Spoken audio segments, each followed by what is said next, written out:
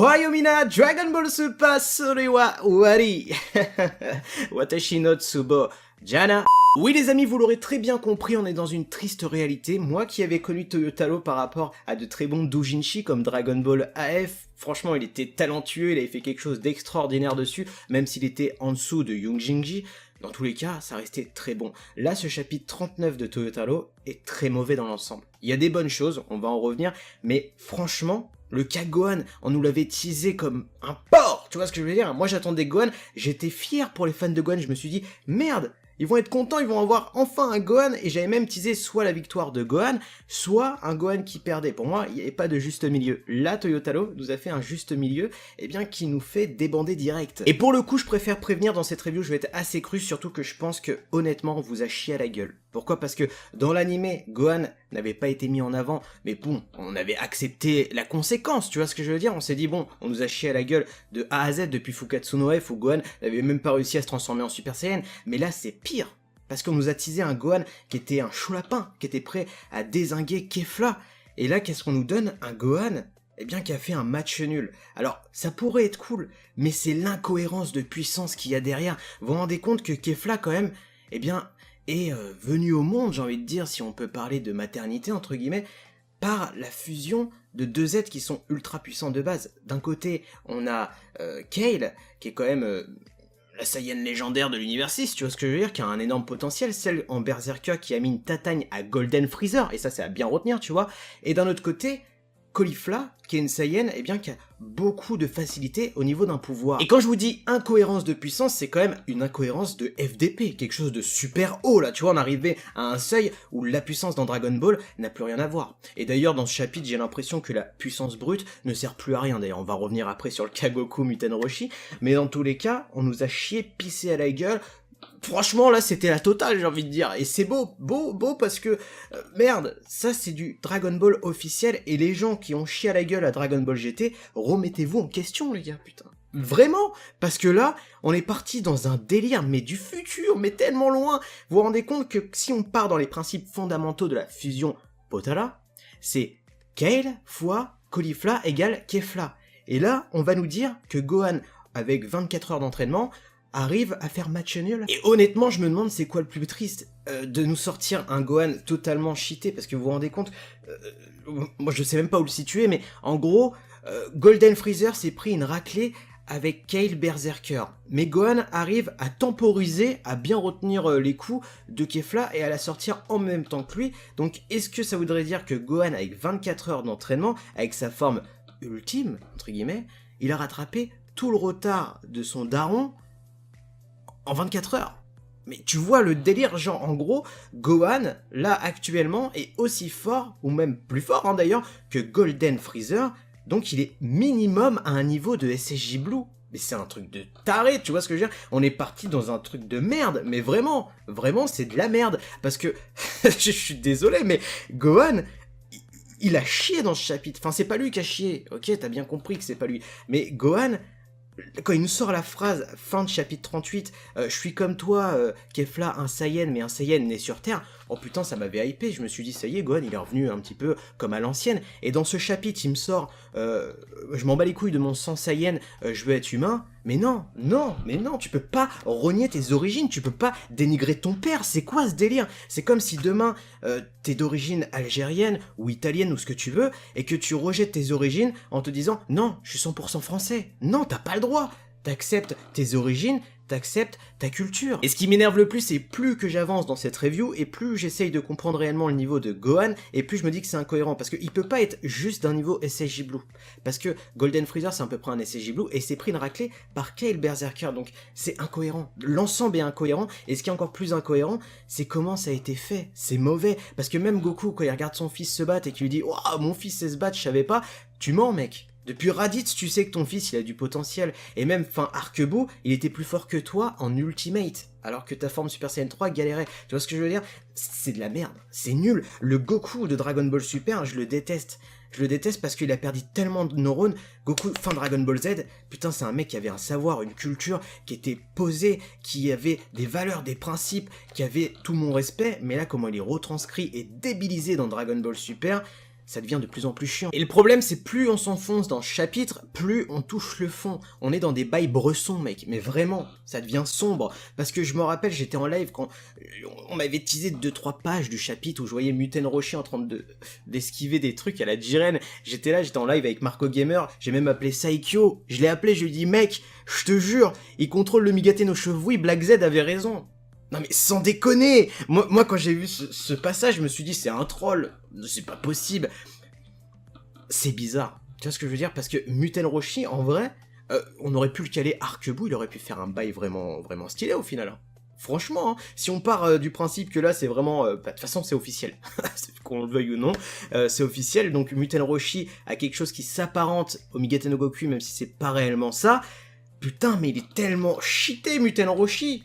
Putain, entre son Mafuba et ça, mais c'est l'être ultime de Dragon Ball, tu m'excuseras. Honnêtement, c'est lui qui aurait dû être choisi par, oui, c'est Beerus pour l'entraînement. C'est un truc de fou. Dans tous les cas, c'est simple que tu le veuilles ou non, les faits sont là. Muten Roshi a tapé des Veski à Jiren au KLM, c'était stylé. Tu vois ce que je veux dire? Le problème, c'est que on a eu l'anime juste avant, donc on a matière à comparer. Et c'est ça qui est chiant au final. Parce que ça se trouve, notre avis n'aurait pas été biaisé si on n'avait pas vu l'anime. Tu vois ce que je veux dire? Bon, pour ceux qui suivent juste le manga, peut-être que c'est ultra frais pour eux. Peut-être que Gohan est au top du top. Mais moi, honnêtement, j'ai préféré le cas Gohan dans l'anime, hein, pour le coup. Parce que là, son power-up inutile, en mode Somimasen, dégage, poubelle. Mais là, Muten Roshi, j'ai quand même assez bien kiffé. Tu vois, j'ai pris mon cerveau, je l'ai posé à côté, je me suis dit, vas-y, oublie tout ce que t'as vu dans l'animé. C'est pas mal parce que l'éveil du Migate no Goku, enfin les signes de l'ultra instinct de Goku, par son premier maître, entre guillemets, je trouve ça stylé. En fait, pour vulgariser, Toyotaro joue par nos sentiments, par des faits du passé, et bien par ce qui a été fait dans Dragon Ball. Muten Roshi est la pointe nostalgique et surtout celui qui permet à Goku, dans le manga, d'éveiller les signes de l'ultra instinct. J'ai trouvé ça stylé, pourquoi? Parce qu'on a un retour aux sources avec un Goku, et bien qui se rappelle de tout ce qu'il a appris avec ses anciens maîtres. Donc on a une évolution, on a quelque chose pour atteindre le but, le dernier but actuel, qui est l'ultra instinct. Muten Roshi donne son ultime leçon, et ça c'est stylé. Alors on enlève un petit peu le fait qu'il est un petit peu trop cheaté par rapport à Jiren, c'est cool. Parce que je préfère que Goku ait appris plus ou moins, ou a réussi à débloquer en observant, parce qu'on sait que Goku a toujours appris en observant. Rappelez-vous du premier Kamehameha, eh bien il l'a fait en voyant Muten Roshi l'effectuer. Et bah là c'est un petit peu le cas. Il a vu Muten Roshi en train de se battre, en train d'esquiver, et ça a éveillé inconsciemment quelque chose en lui. On le sait, Goku, c'est quelqu'un de très intelligent, mais surtout quelqu'un qui a des facilités. Et vous le savez, je suis toujours honnête, et oui, ce passage, comment Goku a éveillé les signes de l'ultra instinct dans le manga, j'ai préféré ce passage à celui de l'animé où Goku se prend son propre Genki-Dama par instinct de survie, il éveille inconsciemment l'ultra instinct. Voilà, il n'y avait pas réellement de truc officiel, tu vois, fallait un petit peu creuser pour deviner comment il avait fait. Là, on a quelque chose de plus guidé, quelque chose de plus formel entre guillemets, mais c'est cool. Là où j'ai été totalement déçu, et c'est dommage, c'est le chara design de l'ultra instinct dans le manga. Pourquoi il est chétif? Pourquoi Toyotaro a fait un color swap du god? Goku n'a plus de muscles. Alors ok, l'ultra instinct se base beaucoup sur l'esquive, mais aussi sur l'attaque inconsciente. Ok, on sait que l'ultra instinct est vraiment l'éveil de soi-même, que ce soit au niveau de l'esprit, du corps qui bouge tout seul. Et là, son chara design pour l'ultra instinct dans le manga, il est nul. Moi, j'ai vraiment pas kiffé, mais vraiment pas. Je préfère celui de l'animé à 100%, parce que là, j'ai l'impression de voir le God avec des cheveux noirs. Alors le God, il y avait quelque chose derrière, tu vois, parce que le God, on savait que t'avais une perte musculaire pour aller plus vite, pour moins consommer, etc. Il y avait vraiment un but. Là, voilà, là on nous le fait, j'ai pas compris. Alors voilà, il y a aussi peut-être aussi qu'il a tout son gi en entier, qui rend moins badass, et surtout le fait qu'on nous pop les signes de l'ultra instinct, mais pendant 2 secondes. 2 putains de secondes. Moi c'est ça qui m'a tué, c'est que Goku, l'éveil Goku le perd. On n'a même pas eu d'échange de coups.